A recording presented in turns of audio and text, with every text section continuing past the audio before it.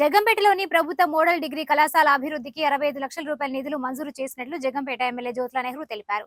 ఆదివారం జగంపేట టీడీపీ కార్యాలయంలో విలేకరుల సమావేశం నిర్వహించారు. ఈ సమావేశానికి కాకినాడ జిల్లా బీజేపీ అధ్యక్షుడు చెరుకూరి రామ్ కుమార్ హాజరయ్యారు. ఈ సందర్భంగా ఎమ్మెల్యే నెహ్రూ మాట్లాడుతూ కళాశాల అభివృద్ధికి ఈ నిధులు మంజూరు చేయడం జరిగిందన్నారు. కేంద్ర ప్రభుత్వం నుంచి రావాల్సిన నిధులన్నీ రాబట్టి జగంపేట నియోజకవర్గ అభివృద్ధి కృషి చేస్తామని ఎమ్మెల్యే నెహ్రూ పేర్కొన్నారు.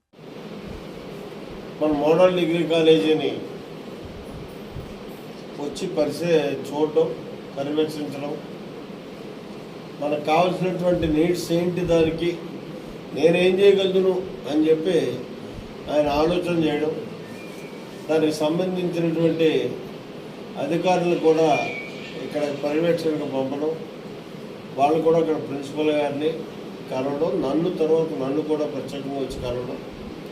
మీకు ఏం కావాలి అంటే ప్రిన్సిపల్ గారు ఇలా చెప్పారు, ల్యాబ్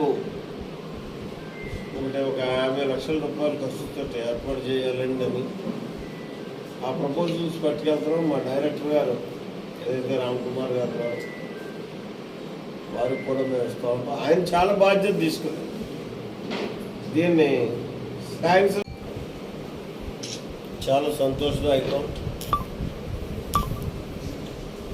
మనకున్నటువంటి మోడల్ డిగ్రీ కాలేజీ మరి ఇంకా పూర్తి స్థాయిలో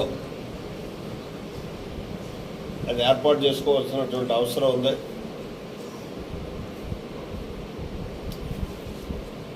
గతించిన ప్రభుత్వం అలసత్వం వల్ల ఆ మోడల్ డిగ్రీ కాలేజీ గత ప్రభుత్వంలో అలానే 2019 ప్రభుత్వంలో ఎంతవరకు చేసామో అక్కడితో ఆగిపోయినటువంటి పరిస్థితి. ప్రజలు కూడా తెలియజేసుకుంటున్నాను. ఇదే రకంగా మీ దగ్గర నుంచి ఉన్నటువంటి, మీ సంస్థలో ఉన్నటువంటి అవకాశాలన్నింటినీ మా నియోజకవర్గానికి, ఎందుకంటే పేరుకి ఇది నేషనల్ హైవేని ఆనుకుని ఉన్నటువంటి నియోజకవర్గం అన్నా అన్ని రకాలుగానే కూడా వెనకబడినటువంటి నియోజకవర్గం. ఒక పరిశ్రమ లేదు, చెప్పుకోదగ్గది. ఒక విద్యాలయం లేదు, ఒక హాస్పిటల్ లేదు. మొన్నటిదాకా అంతంత మాత్రంగా నీరు, ఉన్న నీరు కూడా పడకేసినటువంటి పరిస్థితి, నీరు వచ్చే అవకాశాలు కూడా పడకేసినటువంటి పరిస్థితి. ఈ అన్నిటినీ కూడా మళ్ళీ మేము పునర్వ్యవస్థీకరించుకుని ముందుకెళ్ళాల్సినటువంటి బాధ్యత మా మీద ఉంది. అందుకు తప్పగా మీరు మాత్రం సహకరించాలి. తొందరలోనే నేను ఒక మంచి ప్రాజెక్టు దాన్ని తయారు చేస్తున్నాను ఈ విద్యా విధానం మీద. దాని మీద సెంటర్లో మిమ్మల్ని ఉపయోగించుకుంటాను. మీరు తప్పగా నాకు ఉపయోగపడడం రామ్ కుమార్ గారు అని చెప్పేసి